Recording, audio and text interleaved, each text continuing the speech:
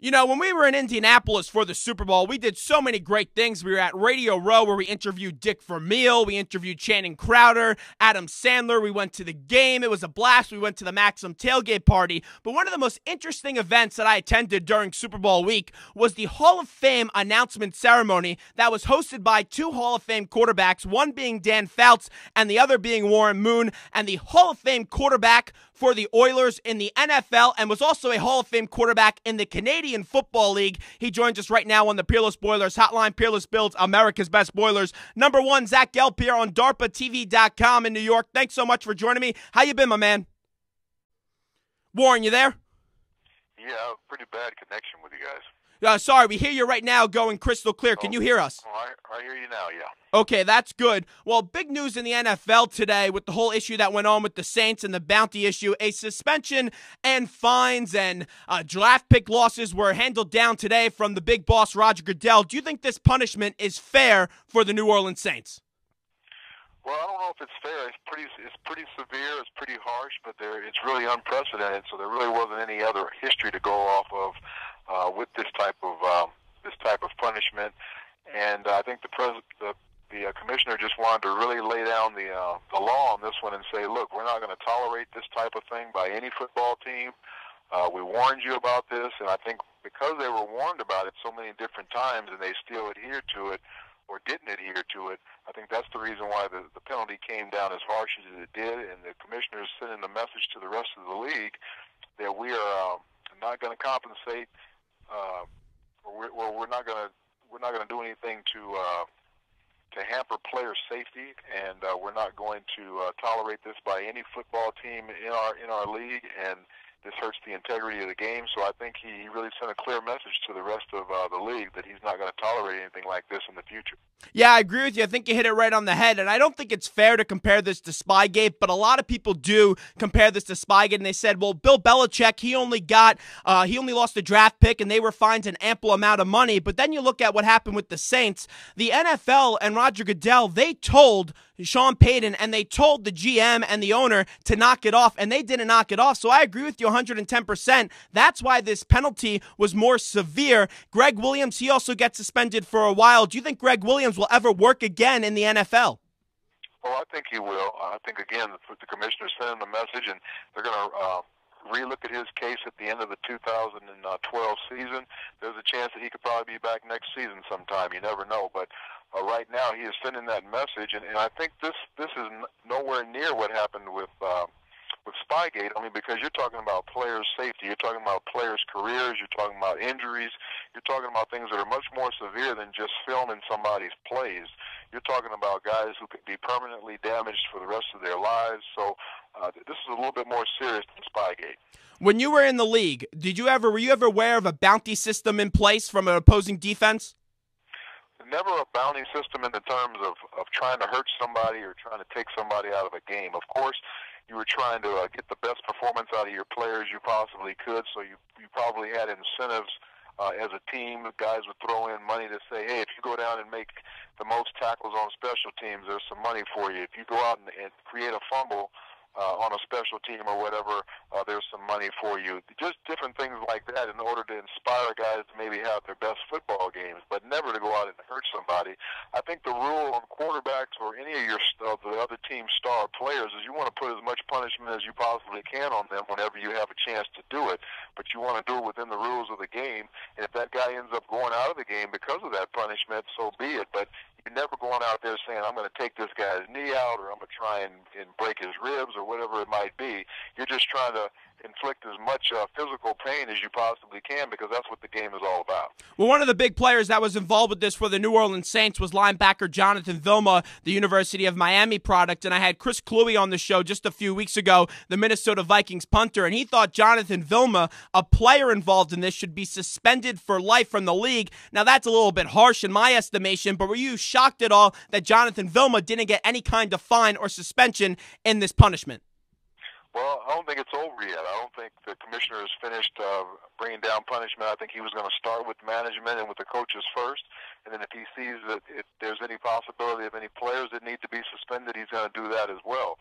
Now, I know that Jonathan Vilma has been accused of throwing in money to to have some type of bounty put on somebody. I don't know if that was meant to put a guy out of a game or to hurt him, or maybe it was just meant to rough somebody up. So I don't know exactly what that money was put up for, and that's something we'd have to find out a little bit clearer before we make a judgment on it. We're talking NFL Hall of Famer Warren Moon, #1, is also a Hall of Famer in the Canadian Football League. And Warren, now let's go to another big camaraderie in the NFL, and that is Tim Tebow.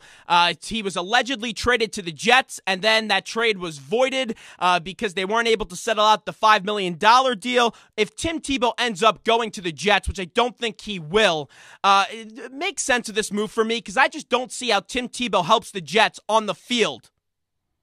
Well, I see where they're trying to help them on the field. I think a couple of years ago they had a young quarterback, I can't think of his name right now, from the University of Missouri, who ran a Wildcat part of their offense, and he did a very good job in running it.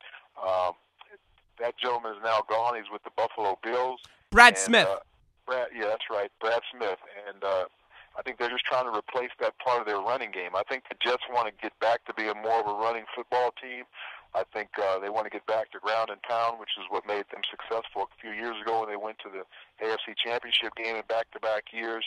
And I think Tim Tebow will help them become a better running football team when he does run that type of package. But I do think it will bring controversy and it will bring splits in that football team because of the nature of who Tim Tebow is, his popularity, and what the fans want to see out of him. And if Mark Sanchez struggles at times, I think they'll be calling for Tim Tebow. So it could cause some dissension in their football team, no question about it. But I see the football side of it as long as the other part doesn't happen. You know, when you were trying to get into the league, everyone said you would never play quarterback in this league. You went out to Canada, and a lot of people have knocked Tim Tebow as well. And I know you were for a little bit more different reasons than Tim Tebow were. But if you were to sit in a room with Tim Tebow after so many people told him he can't be a successful quarterback in the NFL, what advice would you give to him to try to make him thrive and advance from that period of time when he was with the Denver Broncos? I would just tell him to keep working because that's what he needs to do just to become a better passer as a quarterback. And if he can do that, I think he has all the other things that it takes to be a great quarterback. He has great leadership abilities. He's tough. He's a hard worker, very good athlete, and has a great will to win. So if he can just become a much better passer, you know, somewhere around anywhere from a 58 to 62% passer in this league, which is something you have to be to take advantage of the rules in this game, I think he can be a really good quarterback in this league. So I just would tell him just keep working at your craft to become a much better player, and I think things will fall in place for him, and he'll find a place somewhere in the National Football League. You know, I look at this move, and I thought it was a move to bring Tim Tebow in for the Jets if he ends up going there. You know, try to sell some of those PSLs, advertisements. You could do a nice marketing campaign with Tim Tebow and Jeremy Lin. But when I look at this move, I just don't see how it benefits the Jets on the field. You know, you look at what Mike Tannenbaum did. He didn't even read the contract. What do you think's going through Mr. T's head right now as he's sitting home in his house right now? Well, they definitely got some work to do as far as, selling the discrepancy in that contract as to who's going to pay that money that Tim Tebow is owed.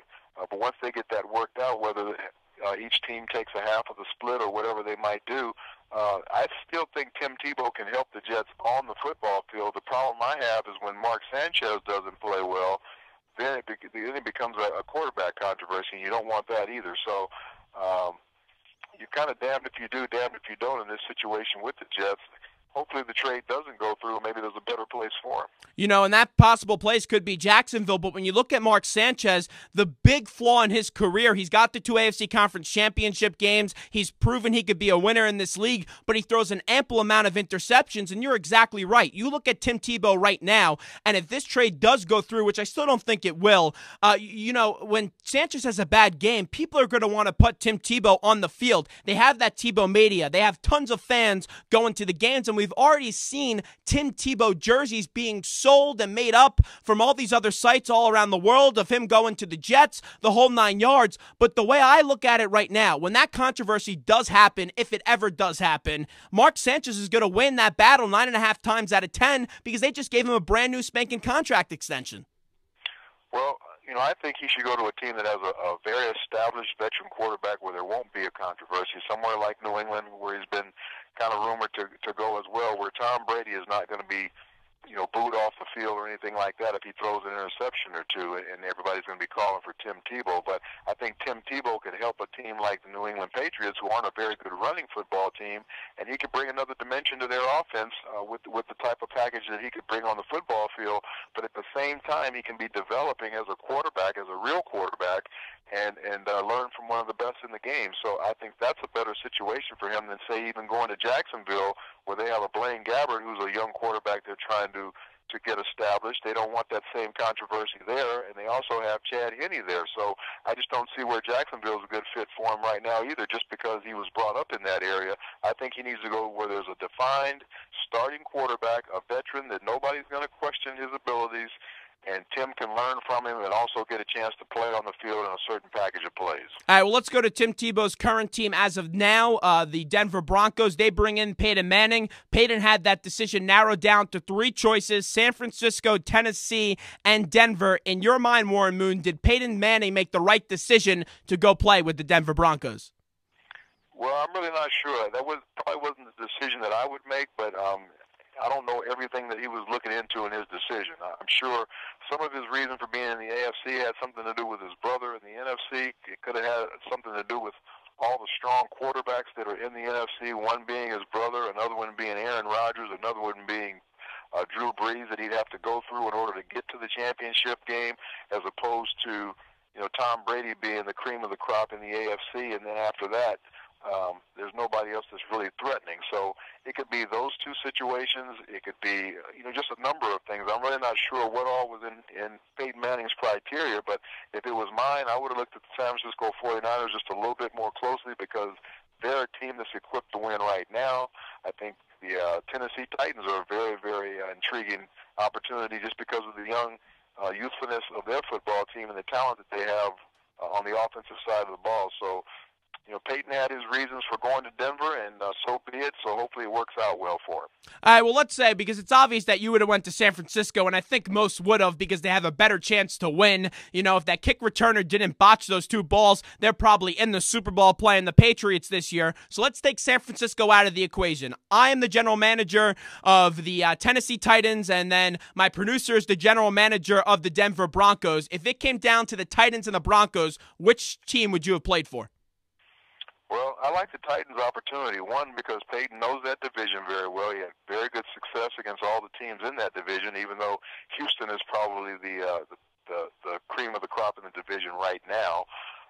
Tennessee has Chris Johnson on offense. They have a nice, young wide receiver on the outside. They've got a really up-and-coming defense, and they have an excellent offensive line that can protect him. So there's a lot of good things there. Kenny Britt is the wide receiver I was talking about. But they have a lot of good things there on the offensive side of the ball, and they have a very emerging defense that came on strong at the end of the season last year. He's used to Tennessee, the state. They love him there. It's closer to his home in New Orleans. So there's a lot of good things going in the Tennessee Titans' favor. But maybe because Denver is in the AFC West, that division is not defined by any one football team right now. There's probably a better chance to, say, win that division in the AFC West. And once you get out into the playoffs, who knows what might happen. Well, Warren Moon is the color analyst for the Seattle Seahawks, and the Seahawks made a big move this week bringing in Matt Flynn. But, the big story here with Matt Flynn was Joe Philbin was his offensive coordinator in Green Bay. He had every single possibility, great chances to go out there and get him. And I know that there was choices and there was options and ties to Green Bay in Seattle. But you just look at the job that Jeff Ireland has done. He swung and missed on Jim Harbaugh. He swung and missed on Jeff Fisher, and he swung and missed on Matt Flynn, and his owner, Stephen Ross, he's dying to spend money. Jeff Ireland's a big flop down there in Miami, and he's making that franchise a complete and utter embarrassment. Well, it's true that things haven't gone well for Jeff Ireland as far as some of the acquisitions he's tried to make. People just for some reason have turned their back on the Miami Dolphins organization. I don't think there's a lot of excitement down there in Miami about football right now. I think the players that come in there and visit feel that. I think if you're a quarterback going in there, you have to look at what they have on offense. They just lose Brandon Marshall, their big wide receiver. So what do you have wide receiver-wise to come in there for? I know Reggie Bush had a decent season last year, but even though I think Miami has some good talent, especially on the defensive side of the football, I think they still have a lot of holes to fill, and I think other players feel that as they come in there, that there's probably too much that they have to do in order to be a contender right now, especially being in a division with the Jets and also with the New England Patriots and a very, very improving Buffalo Bills team. You know, we look at the NFL right now, and it's really unprecedented, the stuff that's going on with the QBs. Peyton Manning's dominating the headlines, so is Matt Flynn. And this upcoming NFL draft, you may have 3 quarterbacks going within the top 10. You're going to have Luck going 1. You're going to have RG3 going 2. But the 3 big quarterbacks in this draft are Andrew Luck, Robert Griffin, and Ryan Tannehill. Rank those 3 quarterbacks for me. Well, I think they're all ranked correctly right now. I think Andrew Luck is probably the number 1 overall pick. He's a guy that has proven himself over the last couple of years in his college career. He doesn't have any flaws that I can see. He's come from a pro-style offense. He comes from under the center, so he doesn't have any of those transitions that some of those other quarterbacks have to make that are in the spread type of offenses. He's big, he's strong, he's intelligent, he can make all the throws. So he's a guy that's probably best, first day ready to start in the National Football League. RG3 is a very dynamic talent. He's great throwing the football, especially on the move, throws a great deep ball. Very intelligent guy himself with great leadership skills, and he has the ability to make the big play with his legs as well. So he's right there where you want him to be. He's making a little bit of an adjustment because he is coming out of that spread offense and hasn't been under the center very much, so he's got to get comfortable with that. But other than that, that's the only thing I can see as a negative for him. And then, Tannehill is a guy that doesn't have a lot of starts under his belt, only 19, but big, strong, athletic guy with a great arm and has a really good upside. So I think anybody that drafts him, because he came out of a pro-style offense under Mike Sherman there at Texas A&M, he's a little bit further along than most quarterbacks that say come out of a spread type of offense. I know you were very involved in Cam Newton last year in his NFL draft status, and we were talking about that last time we had you on the show. Out of those 3 quarterbacks we just talked about, do you see any of them being better or having the potential to be better than Cam Newton? It's really hard to say. Cam is an unusual athlete because of his size and everything that he brings to the table. I mean, you're talking about a man that's almost 6'6", about 250 pounds. So he's a physically imposing guy to go along with, his throwing skills, his athleticism, and then his intelligence. I think is very, very underrated, as well as his work ethic. So he's a complete package, and that's why I was so in his corner last year after seeing and spending time with him, understanding who he was. But all these guys that are coming out this year, have the ability to have great careers. There's no question about it. Warren, thanks so much. I appreciate the time. Let's do it again real soon. I appreciate it, my man. Great talking to you, Zach. You take care. You too. Warren Moon joining us right there on the Peerless Boilers hotline. Peerless builds America's best boilers. We'll take a quick break, and we'll be back right after these short messages.